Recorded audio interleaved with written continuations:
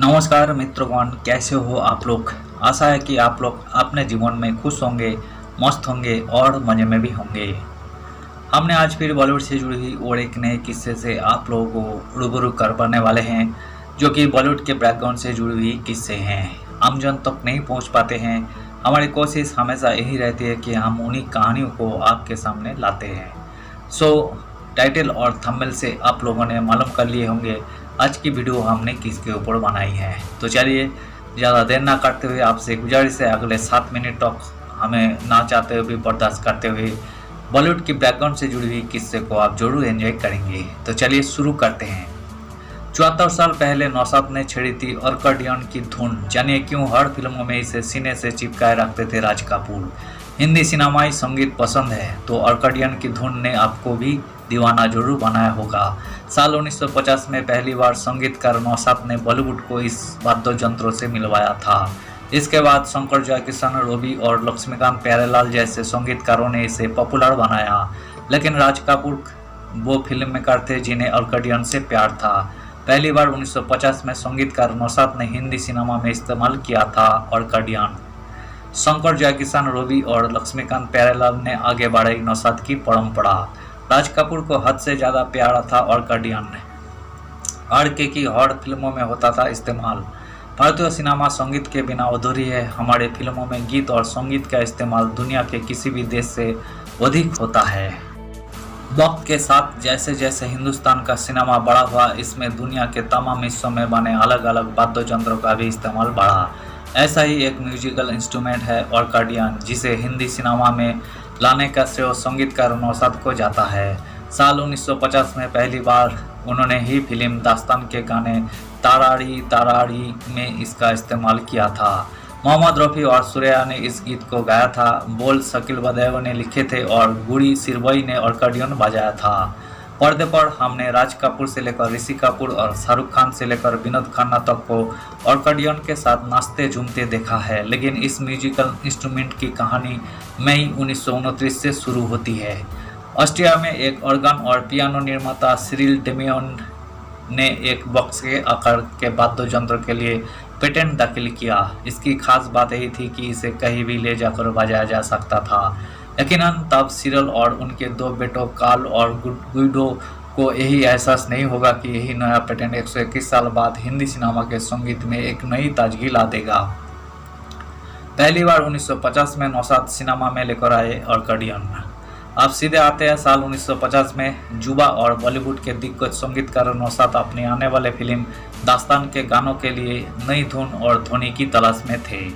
फिल्मों का निर्माण AR करदर कर रहे थे। वही एक अर्कडियनिस्ट चाहते थे जो उनकी कंपोजिशन में कुछ नए धुन जोड़ सके। उनके ऑर्केस्ट्रा में कवच लॉर्ड नाम का एक पारसी ड्रमर था।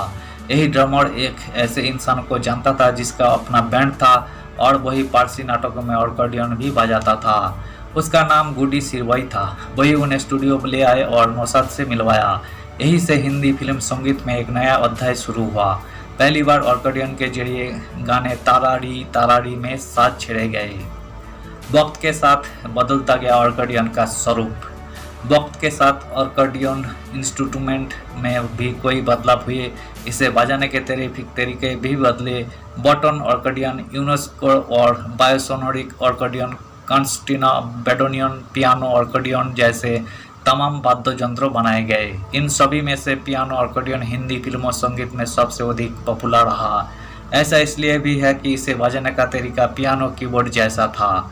अगले 40 साल तक थे ये बॉलीवुड में अर्कडियन के दिग्गज। भले ही नौशाद ने भारतीय सिनेमा को अर्कडियन म्यूजिक से मिलवाया, लेकिन इसने तुरंत इस वाद्य यंत्र ने शंकर जयकिशन का ध्यान खींचा। उन्होंने इसे अपने संगीत में खुलकर इस्तेमाल किया। शंकर जयकिशन वही पहले म्यूजिक डायरेक्टर रहे जिन्होंने गाने से लेकर टाइटल म्यूजिक, बैकग्राउंड स्कोर, हर जगह पियानो अर्कडियन का हर संभव तरीके से इस्तेमाल किया।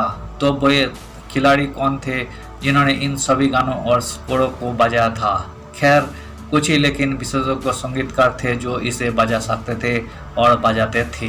आफ्ताब, गुडी सिरवई, कैसी लॉर्ड, सुमित मित्रा, धीरज धनक के, भरत कनक, डेनियल, सेमी ग्रुवेन और सूरज साटे ये वो नाम थे जिन्होंने 4 दशकों तक हिंदी गानों में बेहतरीन ढंग से ऑर्केडियन बजाकर हिंदी सिनेमा और इसे दर्शकों को दीवाना बना दिया।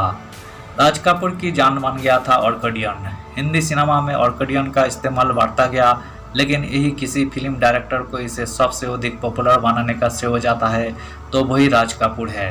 राज कपूर को ऑर्केडियन इतना रास आता था कि उन्होंने आरके फिल्म्स का सिग्नेचर म्यूजिक भी इसी पर तैयार करवाया था। राज कपूर बॉलीवुड के उन फिल्मोकारों में से थे जिनकी हर फिल्मों में ऑर्केडियन का इस्तेमाल होने लगा। संगीतकार यही मानकर चलते थे कि अगर यही आरके मूवी है तो ऑर्केडियन तो होना ही था। हिंदी फिल्मों में आरके और ऑर्केडियन एक दूसरे के पर्याय बन गए। ताराड़ी ताराड़ी दास्तान 1950 यही हिंदी सिनेमा का पहला गीत है जिसमें ऑर्केडियन का इस्तेमाल हुआ। इसमें गुडी सिरवई ने ऑर्केडियन बजाया था, सूर्या और मोहम्मद रफ़ी ने गीत गाया था, बोल शकील बदेव ने लिखे थे और संगीत से सजाया था नौशाद ने। आजा सनम मधुर चांदनी में चोरी चोरी 1965 लता मंगेशकर और मन्ना डे की आवाज़ से सजे इस गीत के बोल हसरत जयपुरी ने लिखे हैं। संगीत शंकर जयकिशन का है। बार बार देखो हजार बार देखो चाइना टाउन 1962 मोहम्मद रफ़ी ने इस गीत को गाया है, बोल मजरूर सुल्तानपुरी ने लिखे हैं और संगीत रवि का है।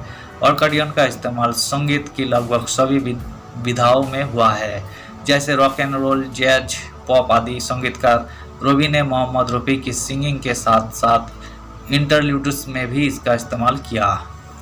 ऑर्केडियन की परंपरा को लक्ष्मीकांत प्यारेलाल ने जिंदा रखा। जब उन्होंने बॉबी के लिए संगीत की बागडोर संभाली, यही उनकी ओर से अपने गुरु शंकर जयकिशन को एक श्रद्धांजलि भी थी। उन्होंने इसे गाने में प्रमुख रूप से ऑर्केडियन का उपयोग किया और गाने में बांस की बांसुरी की धुन को भी जोड़ा।